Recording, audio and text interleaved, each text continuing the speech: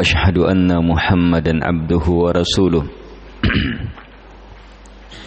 يا أيها الذين آمنوا اتقوا الله حق تقاته ولا تموتن إلا وأنتم مسلمون يا أيها الناس اتقوا ربكم الذي خلقكم من نفس واحدة وخلق منها زوجها وبث منهما رجالا كثيرا ونساء واتقوا الله الذي تساءلون به والأرحام إن الله كان عليكم رقيبا يا أيها الذين آمنوا اتقوا الله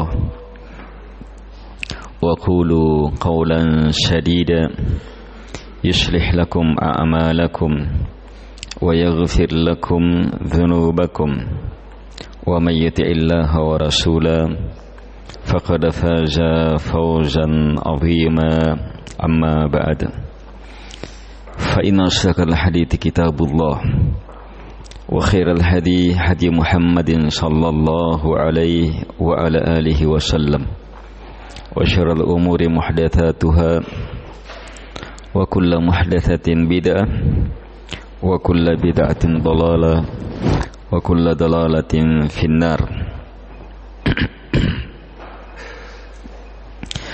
Kaum muslimin dan muslimat, al-ikhwah wal akhwat rahimakumullah.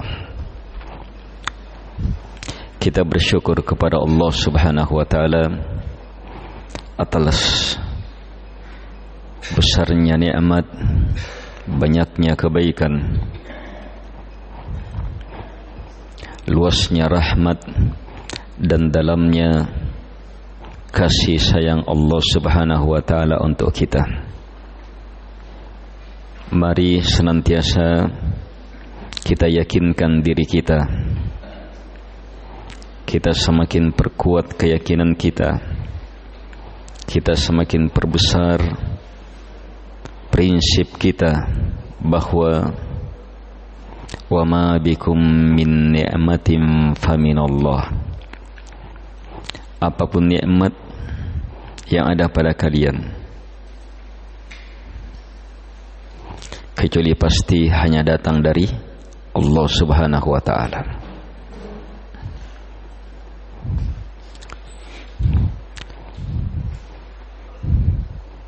Semakin pandai kita memahami besarnya nikmat, luasnya kasih sayang Allah Subhanahu wa taala, maka sebenarnya kita akan semakin kaya. Kita akan semakin tinggi kedudukannya. Kita akan semakin mulia. Akan semakin bertambah kebaikan dan kemuliaan kita. Ayat yang sering kita dengar, la in syakartum la azidannakum.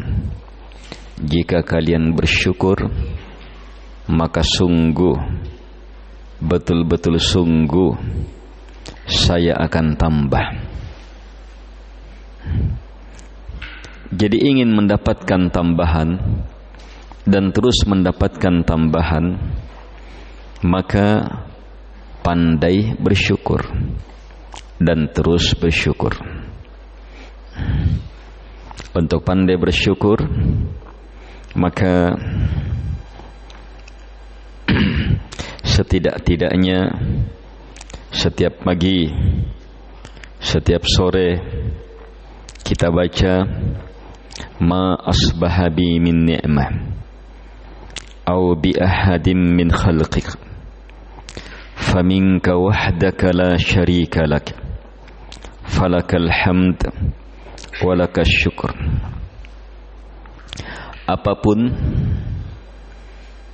di subuh ini, ya Allah, apapun di subuh ini yang saya dapatkan, saya rasakan berupa nikmat apapun, demikian pula yang didapatkan oleh siapapun dari makhlukmu, berupa nikmat apapun, maka saya yakin hanya datang darimu ya Allah. Wahdaka, hanya datang darimu. La syarika lak, tidak ada sekutu di situ. Falakal hamd, maka hanya untukmu segala pujian karena cinta. Walakas syukur, dan hanya untukmu segala kesyukuran penghambaan.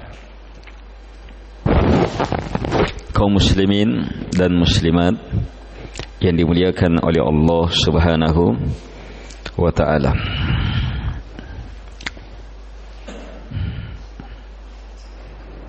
ketika turun ayat walladzina yaknizuna adh-dhahaba wal fiddah,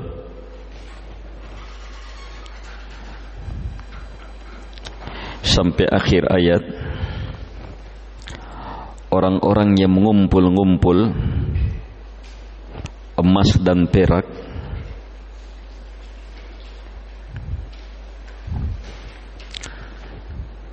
dan mereka tidak mengeluarkannya di jalan Allah Subhanahu wa ta'ala, maka khabarkan kepada mereka akan azab yang sangat pedih. Ketika turun ayat ini, maka beberapa sahabat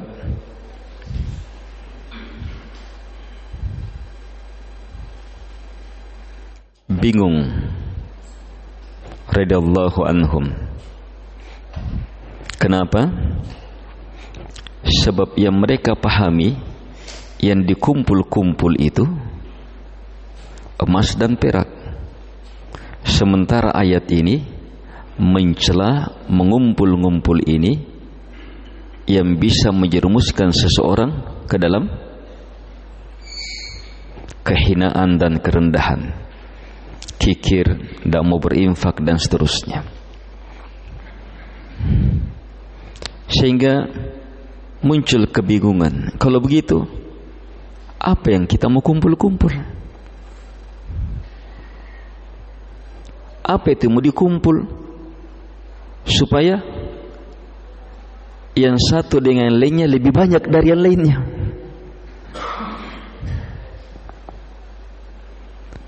Maka dalam sebuah riwayat, Umar radhiyallahu anhu bilang, tayammi, ini masalahnya kalian, saya selesaikan.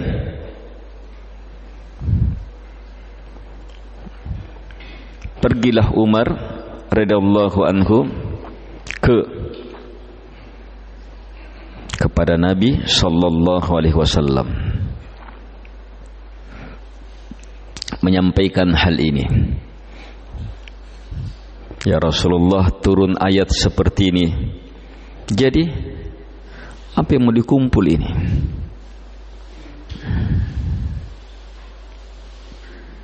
Di sana Nabi sallallahu alaihi wasallam memberi ilmu. Liyattakhid ahadukum qalban syakira wa lisanan dzakira wa zawjatan mu'mina tu'inuhu ala amril akhirah. Hendaknya salah seorang dari kalian mengumpul qalban syakira, hati yang bersyukur, walisanan dzakira, mulut yang berzikir, wa zawjatan mu'minah tu'inuhu ala amril akhirah, dan cari pasangan yang beriman yang akan membantu dia meraih kemuliaan akhirat. dalam riwayat membantu dia untuk memperhebat agamanya. Sama maknanya. Dari sini terlihat banyak ilmu untuk kita. Pertama, sahabat Nabi radhiyallahu anhum manusia yang paling paham Al-Quran, paling paham agama. Setiap lafaz, setiap kalimat mereka pahami betul, yakini betul, dan langsung memberi respon.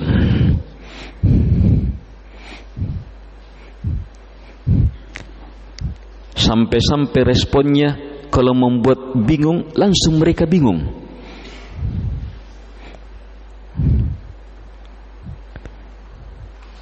Dan subhanallah, langsung bingungnya selesai, karena langsung bertambah ilmu. Itulah manusia terbaik yang Allah persiapkan untuk menemani manusia terbaik, panutan kita, para sahabat radhiyallahu anhum. Mereka manusia yang paling paham agama.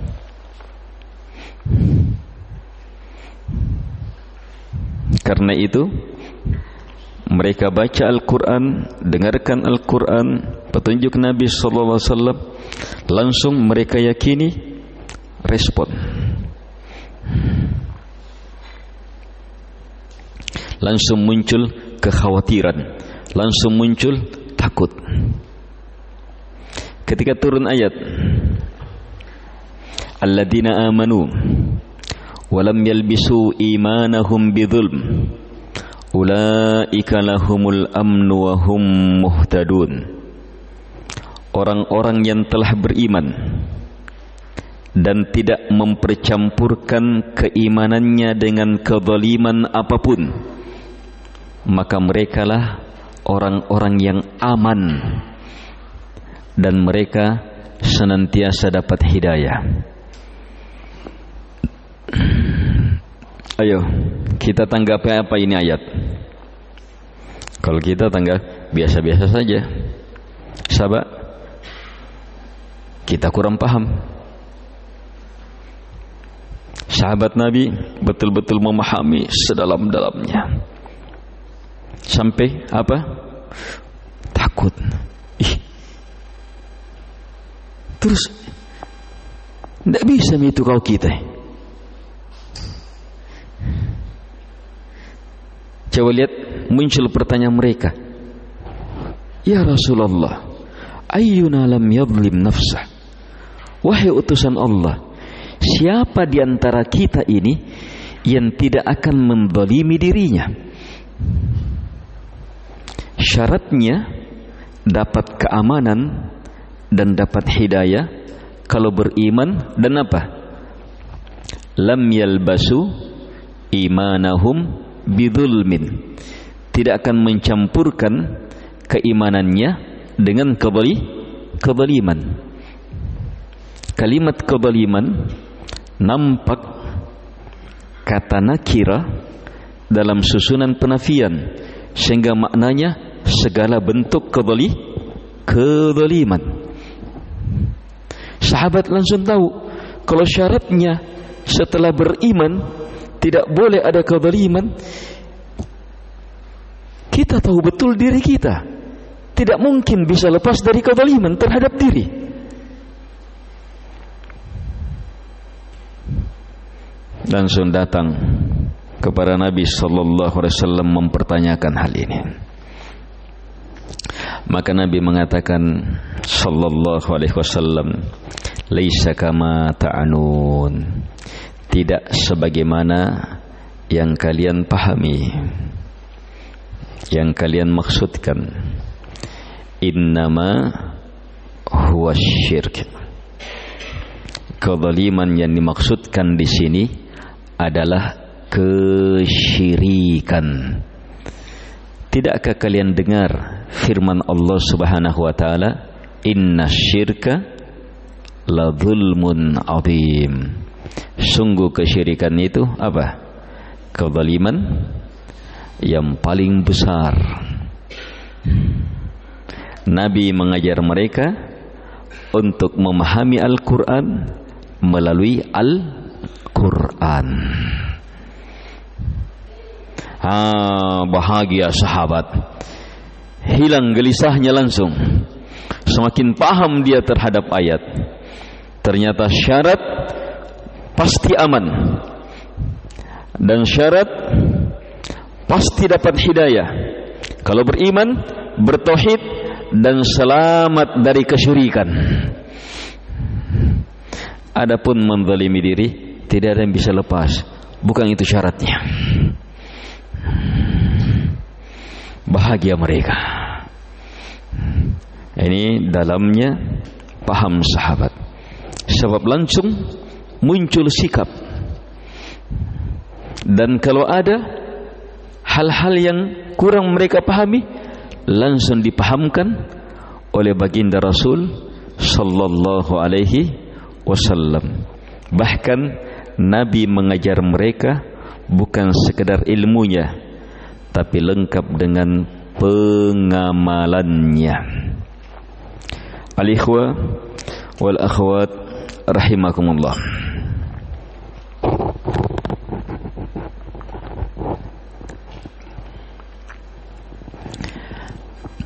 Hadits ini juga menjelaskan kepada kita peranan Nabi sallallahu alaihi wasallam. Nabi diutus bukan sekedar membacakan Al-Quran, tapi menjelaskannya, memahamkannya, membuat kita mengerti. Karena itu tafsir Al-Quran pahami melalui siapa? Rasulullah sallallahu alaihi wasallam. Dan hadits ini juga menjelaskan kepada kita dalamnya ilmu sahabat terhadap Quran dan hadits.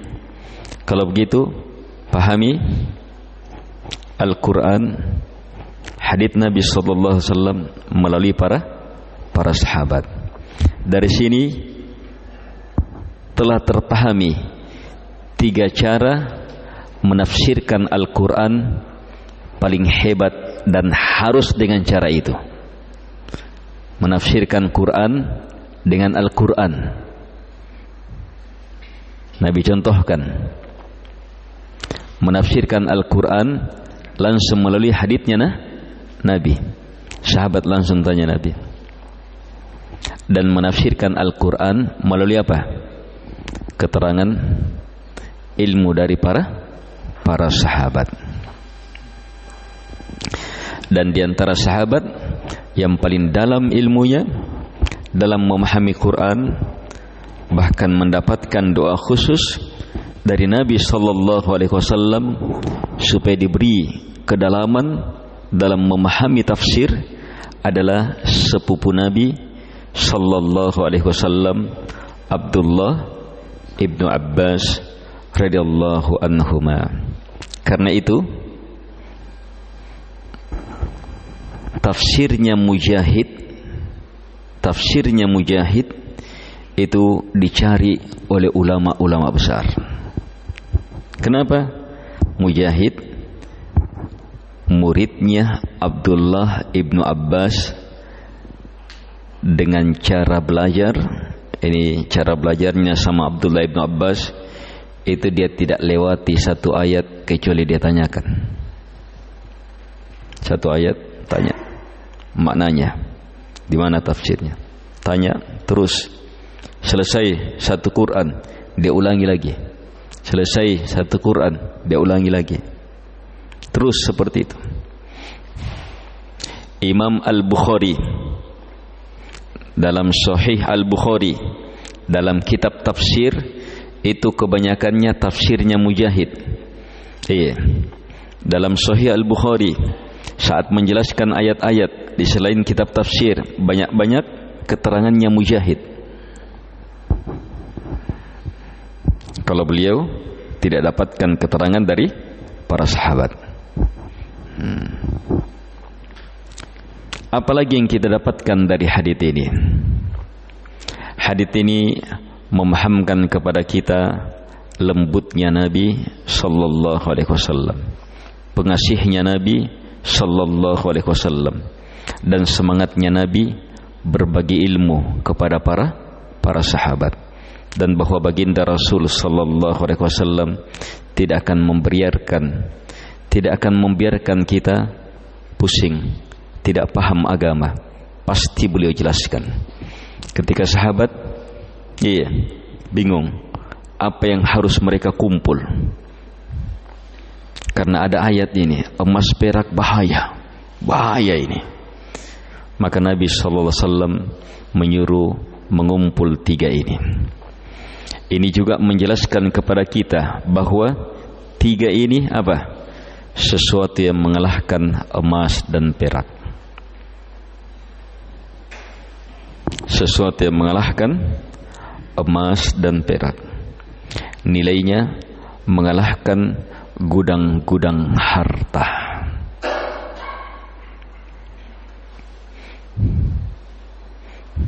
Karena itu, mau jadi orang yang paling kaya,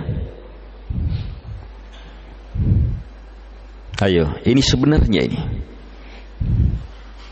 Mau jadi orang yang paling kaya, paling memiliki harta terbesar, terhebat, termulia, maka kejar miliki 3 ini. Yang pertama, liyattakhid ahadukum qalban syakira. Ini kita ingatkan di awal ceramah tadi. Harus setiap kalian, atau hendaknya seorang dari kalian mengambil qalban syakira, hati yang bersyukur. Siapa yang punya hati yang bersyukur, pasti jadi orang paling kaya, pasti jadi orang paling bahagia, pasti jadi orang yang paling banyak perbendaharaan hartanya.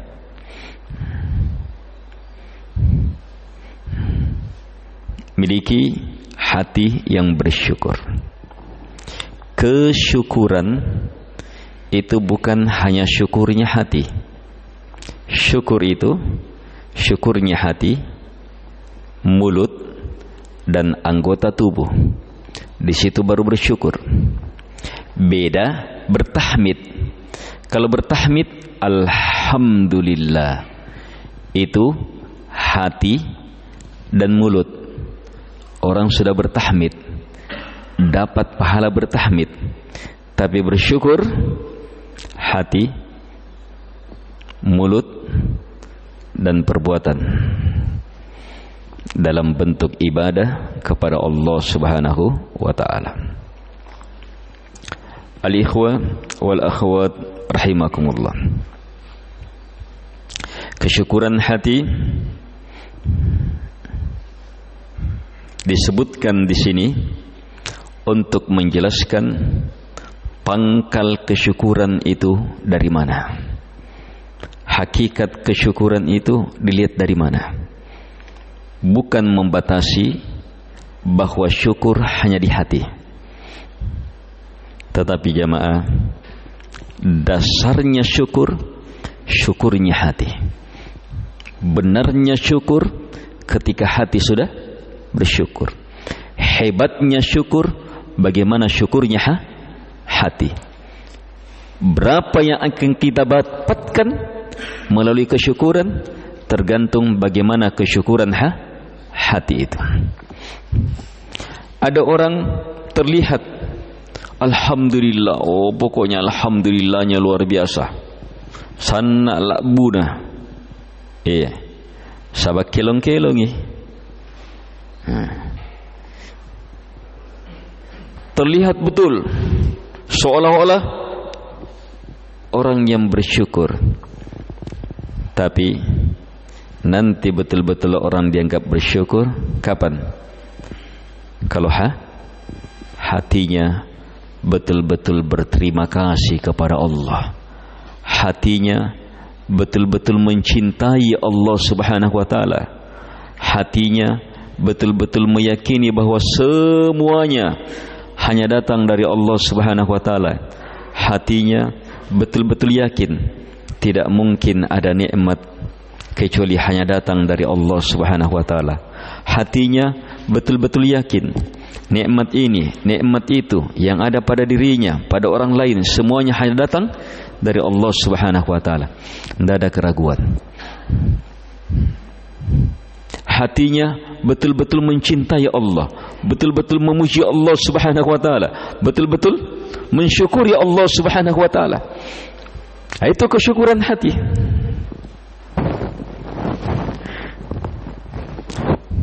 Yang pangkal kesyukuran hati ini adalah karena hati mampu melihat besarnya nikmat.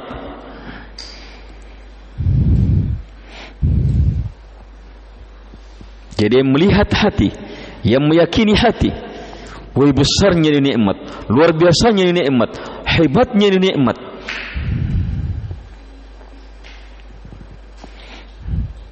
Kalau hati seperti ini ikhwah, mulut itu gampang ikut. Dan saat mulut bilang alhamdulillah, itu alhamdulillahnya kuat sekali.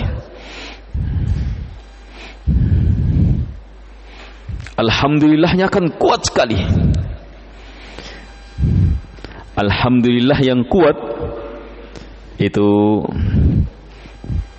menggugurkan dosa, mendatangkan pahala, melahirkan kesyukuran, mendapatkan ridha Allah Subhanahu wa ta'ala.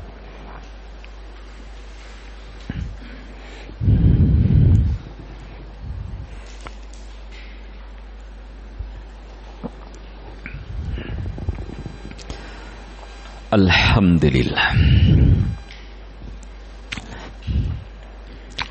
Ada hadits menjelaskan,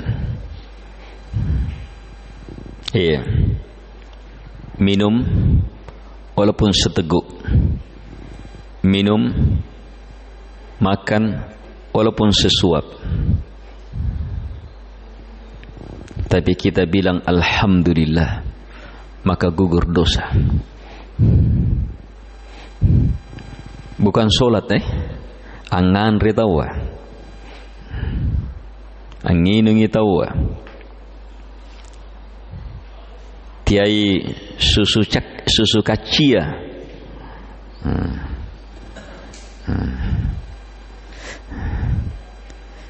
dia minum, dia makan, alhamdulillah, dari dalam hati yakin ini datang dari Allah.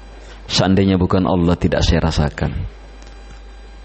Terima kasih ya Allah, saya bersyukur kepadamu ya Allah. Baiknya ini Allah. Itu ucapan menggugurkan dosa. Lihat bagaimana kesyukuran hati itu. Tapi kalau orang sudah minum, minum kopi, minum teh, la busuk mie, 3 gelas, pisang goreng 1 piring, lengkap dengan rokok-rokok untinya, terus apa yang keluar?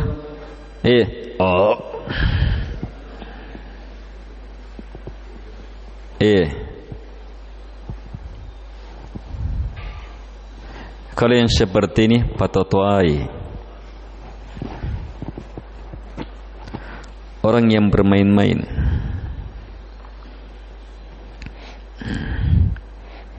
Coba lihat ucapan alhamdulillah dari dalam hati itu apa?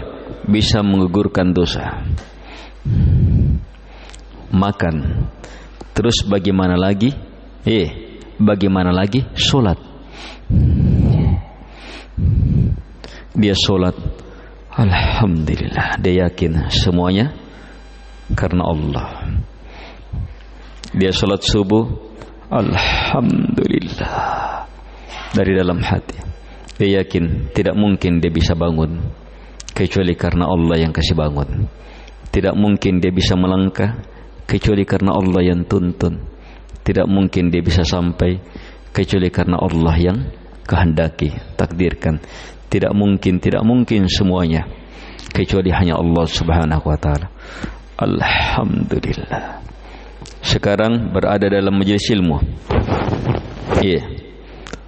Alhamdulillah. Kalau kesyukuran dari dalam hati, itu bahagia orang hidup. Semuanya akan nikmat karena dari dalam hati. Bahkan alhamdulillah, kesyukuran dari dalam hati itu juga membuat musibah jadi nikmat.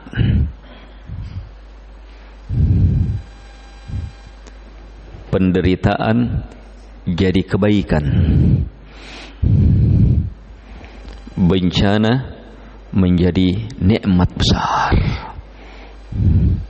Kalau orang pandai bersyukur langsung dari dalam hati. Sebab alhamdulillah itu bukan hanya ucapannya orang yang sehat, orang yang dapat banyak uang, orang yang berhasil proyeknya, orang yang berhasil panennya. Bukan hanya ucapannya mereka. Alhamdulillah juga ucapannya orang yang sakit, ucapannya orang yang gagal panen, ucapannya orang yang tertipu misalnya. Itu juga ucapannya alhamdulillah. Dalam sebuah hadis Nabi sallallahu alaihi wasallam mengajarkan bacaan kalau ada hal-hal yang baik yang sampai kepada Nabi, hal-hal yang membahagiakan, maka Nabi bilang alhamdulillah bi ni'matihi tatimmus sholihat. Segala pujian pembesaran karena cinta hanya milik Allah, yang semata karena nikmatnya semakin sempurnalah kesolehan-kesolehan. Dan ketika sampai kepada Nabi SAW berita-berita yang kurang baik, apa kata Nabi? Alhamdulillah ala kulli hal. Tetap alhamdulillah.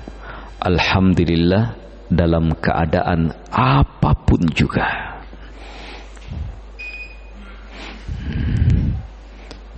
Coba lihat, ketika kesyukuran dalam hati, maka apa? Semua keadaan baik. Berusaha, berhasil, alhamdulillah, lahir syukur. Berusaha, gagal, syukur di dalam hati, alhamdulillah, lahir kesabaran. Apalagi kalau dia mampu melihat hikmah-hikmah Allah di balik musibah itu. Ternyata supaya dosa saya gugur, alhamdulillah. Ternyata Allah kasih cobaan ini supaya bertambah ilmu saya, alhamdulillah. Ternyata Allah kasih ujian ini supaya semakin besar kesabaran saya, alhamdulillah. Ternyata Allah uji saya dengan musibah ini supaya semakin kuat agama saya, alhamdulillah. Kalau orang rasakan ini, maka alhamdulillahnya betul-betul melahirkan kesyukuran. Jadi hati yang bersyukur jamaah betul-betul sumber kekayaan. Itu gudang harta. Hati yang bersyukur itu apa? Terus merasa cukup. Alhamdulillah. nyaman, nikmat. Iya. Makan contoh, alhamdulillah. Iya, anu nyaman memang. Apalagi kalau contohnya demparicu.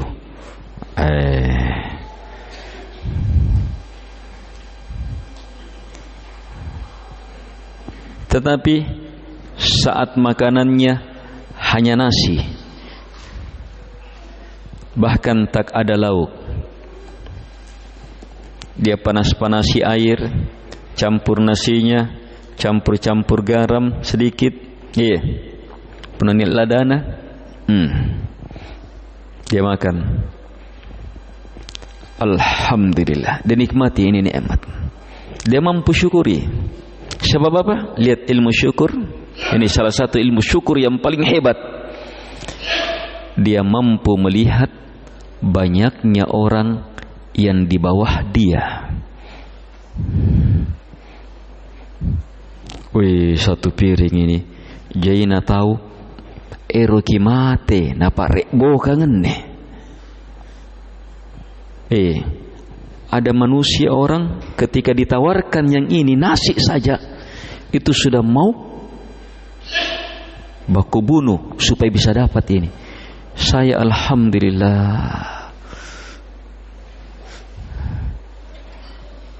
Jadi dia syukuri betul. Ada banyak orang mati tidak punya makanan. Saya alhamdulillah. Itu kalau hati bersyukur. Sehingga apa? Sesuap nasi ini,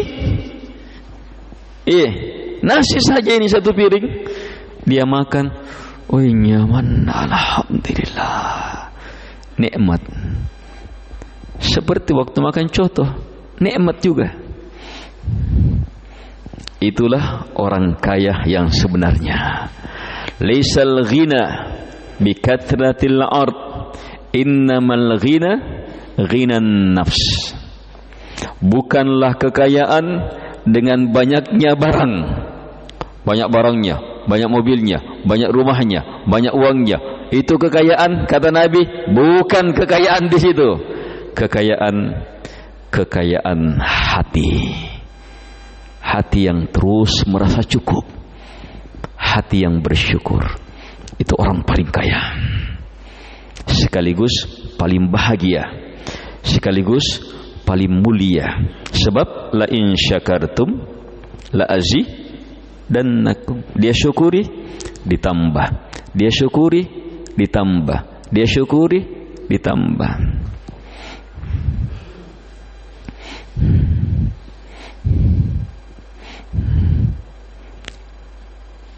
Orang yang bersyukur jamaah, ketika cari uang, maka yang dia kejar adalah bagaimana agar supaya harta itu semakin membuat dia bisa bersyukur, bisa beribadah kepada Allah Subhanahu wa taala.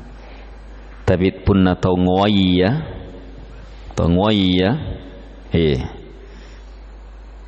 itu cari uang, mengejar harta, itu justru karena merasa kurang.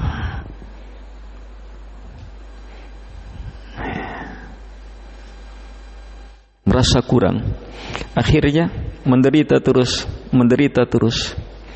tidak pernah cukup,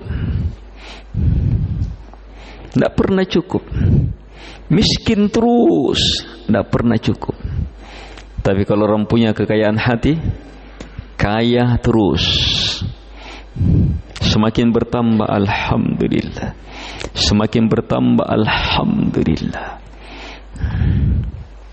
Hidup bahagia. Ini kata Nabi SAW yang pertama, miliki apa? Hati yang bersyukur, yang terus beriringan dengan mulutnya memuji Allah, yang terus beriringan dengan apa? Semakin dekat, semakin mantap ibadahnya kepada Allah Subhanahu wa taala. Sebab disitulah hakikat dan kesempurnaan syukur. Menyatunya hati, mulut, dan seluruh nikmat untuk menjadi hamba Allah Subhanahu wa taala, menjadi hambanya Ar-Rahman Ar-Rahim, menjadi hambanya yang maha memberi anugerah dan kebaikan.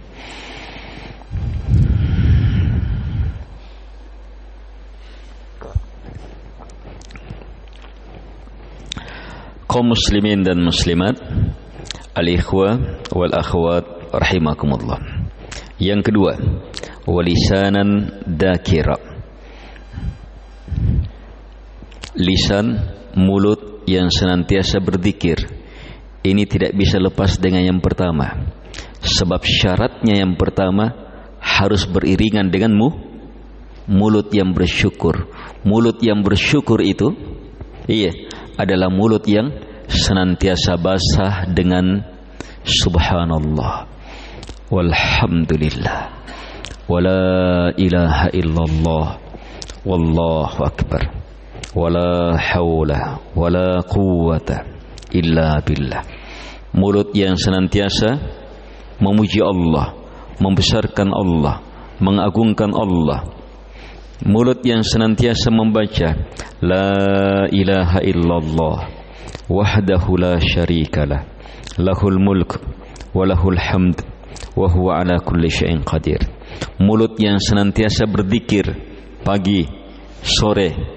Zikir pagi yang sangat hebat, banyak sekali. Subhanallahi wa bihamdi adada khalqi wa rida nafsi wa zinata arshi wa midada kalimati. Subhanallahi wa bihamdi adada khalqi wa rida nafsi wa zinata arshi wa midada kalimati. Subhanallahi wa bihamdi adada khalqi wa rida nafsi wa zinata arshi wa midada kalimati. Semakin sering berzikir, maka semakin kaya dia, tidak ada yang bisa kalahkan. Semakin banyak dia berzikir, zikir pagi, zikir sore, zikir salatnya, zikir masuk rumah, keluar rumah, doa-doanya, terus tidak pernah lisannya kecuali basah dengan zikrullah. Maka ini jamaah pasti orang terdepan, pasti orang terkaya. Jadi orang terkaya itu mana dalilnya? Nabi sallallahu alaihi wasallam bersabda, sabaqal mufarridun, sabaqal mufarridun. Al mufarridun mendahului yang lainnya, al mufarridun mengalahkan yang lainnya. Ini di posisi para sahabat berlomba menjadi manusia terbaik, menjadi manusia terdepan. Ternyata Nabi umumkan bahwa yang terdepan al-mufarridun. Langsung sahabat bertanya, "Wamal mufarridun ya Rasulullah?" Siapa al-mufarridun itu? Nabi sallallahu alaihi wasallam menjawab, "Ad-dakirunallaha katsira wad-dakirat." Lelaki-lelaki yang banyak mengingat Allah dan wanita-wanita yang banyak mengingat Allah.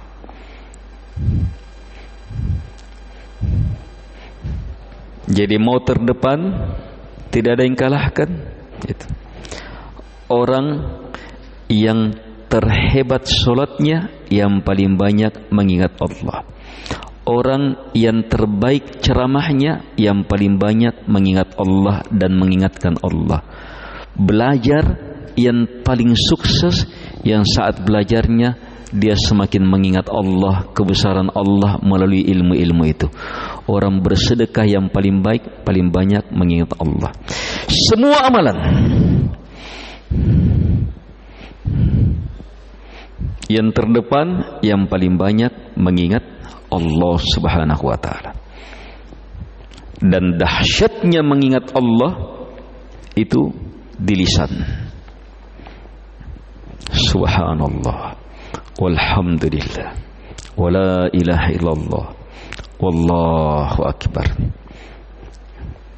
4 kalimat ini paling berat di timbangan. Kalau diulang terus, maka bisa dibayangkan, tidak bisa jamaah.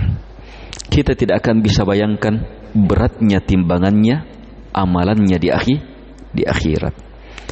Alhamdulillah saja kata Nabi, tamlaul mizan, sudah penuh timbangan, alhamdulillahnya saja. Itu zikrullah. Hanya jamaah, berzikir yang diinginkan bukan hanya sekedar mulut bilang alhamdulillah, sementara hati tidak bersyukur. Makanya dari awal Nabi ingatkan, qalban syakira, miliki hati yang bersyukur.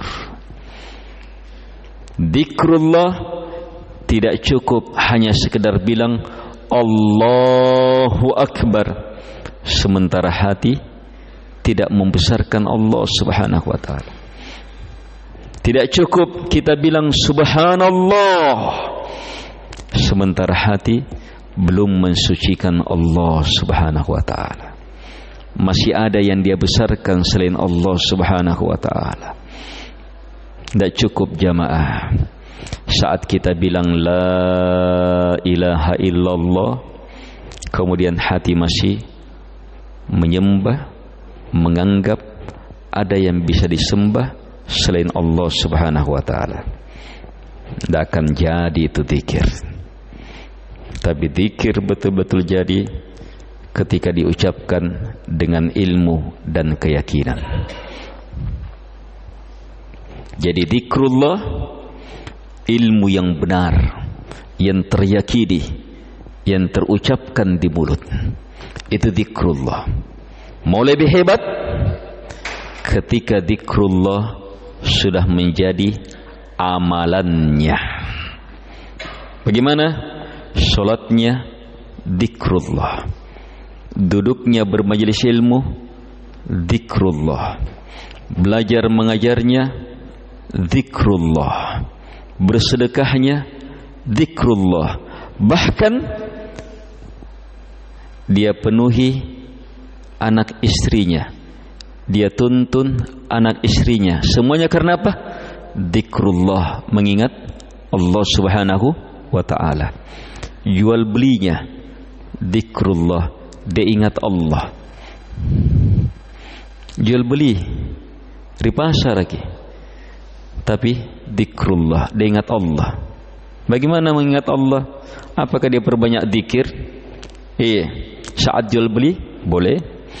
Atau dia mengingat Allah ketika dia timbang. Ketika dia timbang 1 kilo, timbang, dia tidak mau kurangi, dia ingat Allah. Allah melihat, Allah mengetahui. Itu zikrullah dalam amalan. Itu hebat.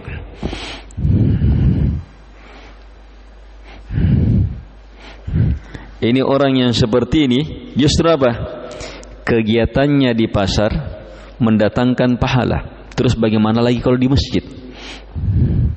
Sementara banyak orang kegiatannya di masjid justru kalah dengan orang ini.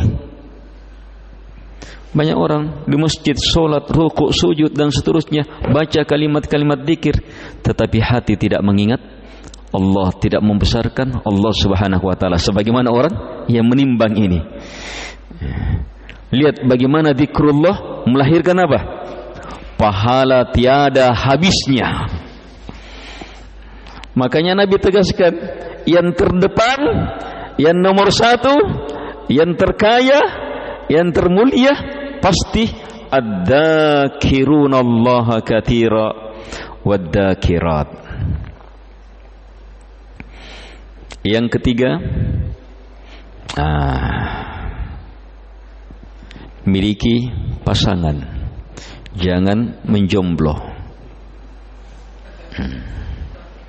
Tidak menyinggung, tapi kalau ada yang tersinggung, alhamdulillah. Saya tidak tahu ya, ada yang jomblo atau tidak.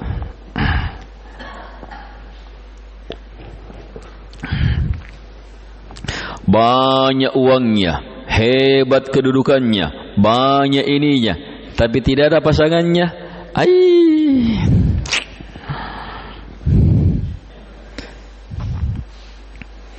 Pacelurang.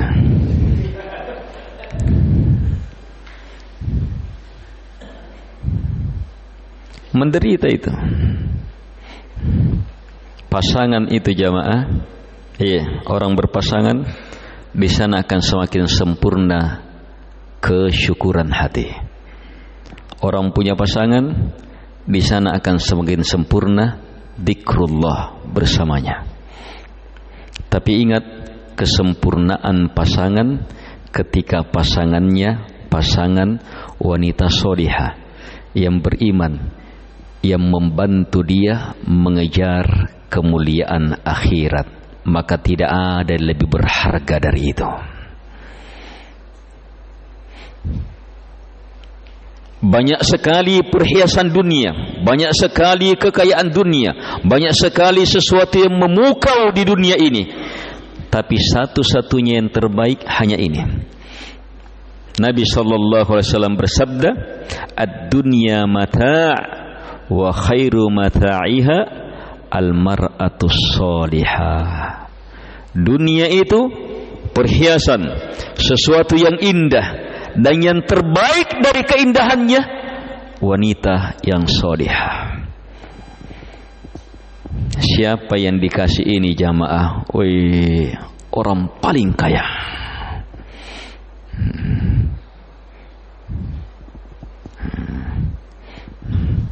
Tapi tidak ada ini, menderita, gelisah, tidak akan hidup bahagia. Di situ kekayaan, di situ kemuliaan.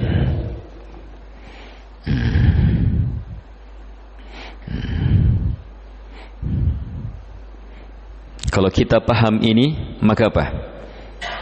Didik istri kita supaya menjadi wanita-wanita salihah. Didik anak-anak wanita kita supaya menjadi wanita-wanita salihah. Sebab itu kekayaan terbesar di muka bumi. Nikmat besar di muka bumi. Dan untuk para wanita, pahami bahwa nilai kalian, kemuliaan kalian ketika menjadi wanita yang salihah, wanita yang beriman. Kapan seseorang dianggap salihah? Kalau ilmunya ilmu yang salih, benar. Keyakinannya keyakinan yang salih, benar, dari Quran dan Sunnah. Amalannya amalan yang salih di atas Quran dan Sunnah. Niatnya niat yang salih hanya kepada Allah, karena Allah, tidak yang lainnya. Di situ akan lahir kesalehan. Sampai kapan? Dia pertahankan kesalehan ini sampai malakul maut datang menjemput. Untuk membentuk wanita-wanita salihah, maka di sini peranan para lelaki. Peranan para lelaki, orang tua paling bertanggung jawab, ayah. Ayah paling bertanggung jawab terhadap anak-anaknya. Suami paling bertanggung jawab terhadap istrinya. Pak RT paling bertanggung jawab terhadap warga. Kepala ini, siapapun. Semakin tinggi kedudukan, semakin luas tanggung jawab, maka khusus tanggung jawab terhadap wanita itu besar.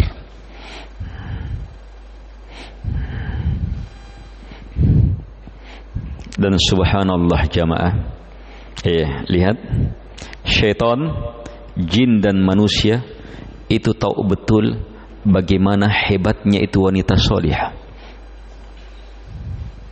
Karena itu mereka sangat fokus bagaimana merusak wanita. Bagaimana merusak wanita, sangat fokus bagaimana merusak wanita. Sebab kapan wanita rusak, maka laki-laki gampang dikasih rusak. Kapan laki-laki rusak, maka apa? Negara bisa rusak. perekonomian bisa rusak, pertahanan negara bisa rusak, harta bisa rusak, keluarga bisa rusak.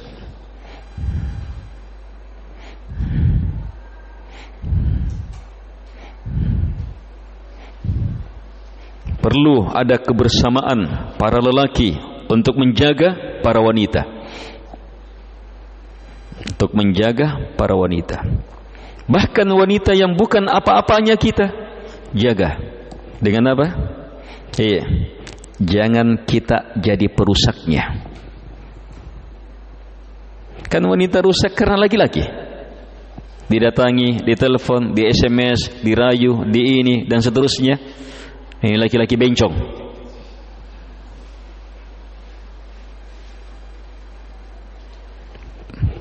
Ini merusak.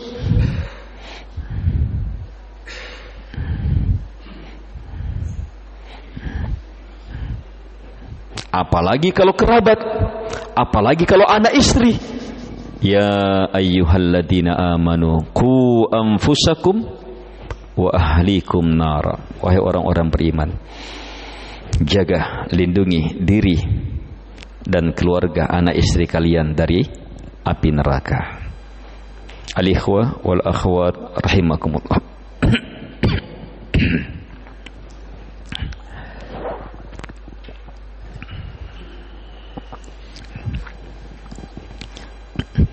Kalau kita punya wanita salihah, luar biasa, nikmat besar.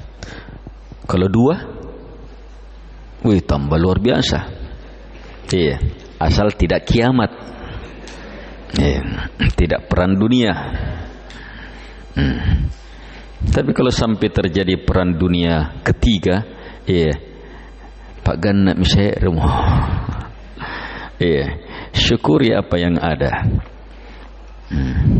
Tapi pun nakasak-kasak ke. Ya, Pak Ganna mi. Iya, tapi salah sekede. Iya. Niat rasa badi antu. Al-ikhwah wal akhwat rahimakumullah. Taib, ini 3 hal petunjuk Nabi. Karena Nabi sayang sama umatnya, karena Nabi cinta sama umatnya, maka Nabi kasih ilmu, rahasia ilmu ini. Mau jadi orang paling kaya, mau jadi orang paling hebat, mau jadi orang paling mulia dunia, alam barzah, akhirat, miliki hati yang paling bersyukur, miliki lisan yang senantiasa berzikir, dan memiliki pasangan yang beriman, yang salihah, yang terus bersama kita, membantu kita mengingatkan meraih kemuliaan akhirat. Hadits ini juga menjelaskan kepada kita bahwa berumah tangga tujuannya untuk akhirat. Itu tidak ada dalam agama lain. Agama yang ada sekarang tidak ada, hanya Islam saja nih. Memang aturannya dalam agamanya berumah tangga itu untuk akhirat.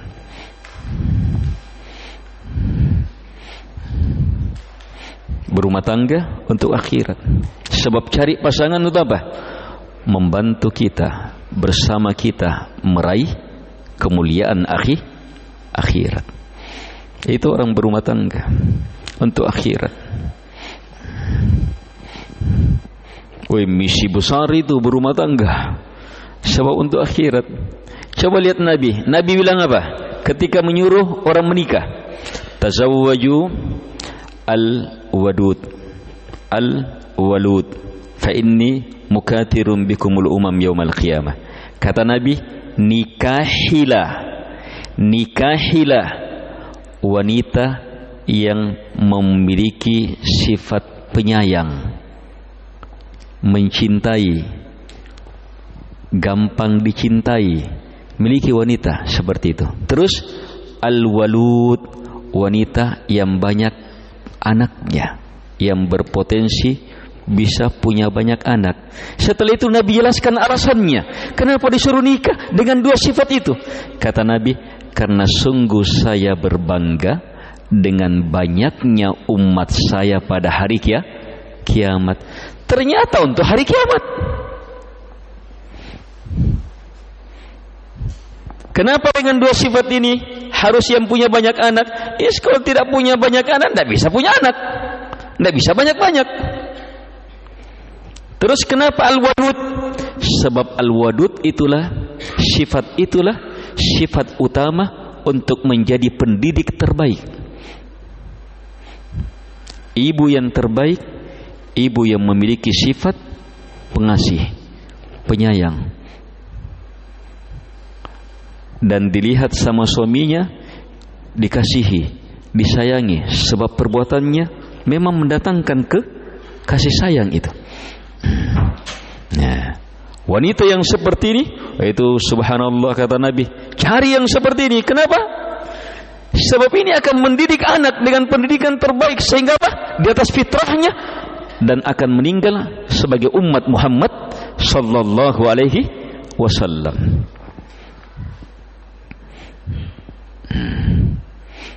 Jadi pernikahan untuk akhirat, untuk akhirat. Karena itu mari setiap pasangan itu kokohkan rumah tangga kita dengan apa? Membenarkan tujuan kita kemana. Banyak kalau orang kafir berumah tangga kemana?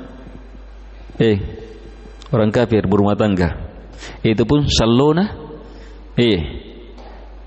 Lamanya itu menikah, pacaran dulu, berzina dulu bertahun-tahun, punya anak, belum pinikah. Itu kehidupan binatang itu. Itu pun tujuannya kemana? Tujuannya kemana? Untuk masa tua. Dan hampir mereka tidak dapatkan bahagia di masa tua. Banyak sekali mereka tidak dapatkan bahagia masa tua, dan semakin menderita saat malakul maut datang menjemput. Tapi pernikahan seorang muslim dan muslimah, subhanallah, itu yang paling nikmat, itu yang paling membahagiakan, dan tujuannya akhirat, ingin bersama di surga Allah subhanahu wa ta'ala. Ingin bersama di surga Allah subhanahu wa ta'ala. Taib, ini 3 ilmu, semoga menjadi fikiran kita, keyakinan kita, dan upaya kita untuk menjadi orang yang terbaik, terkaya. Mengumpul-ngumpul, harus mengumpul 3 ini. Apa tadi? Hati yang bersyukur, terus lisan yang berzikir, terus pasangan yang membantu meraih kemuliaan akhirat. Semoga bermanfaat. Lebih dan kurangnya mohon dimaafkan. Hadanallahu iyyakum ajma'in.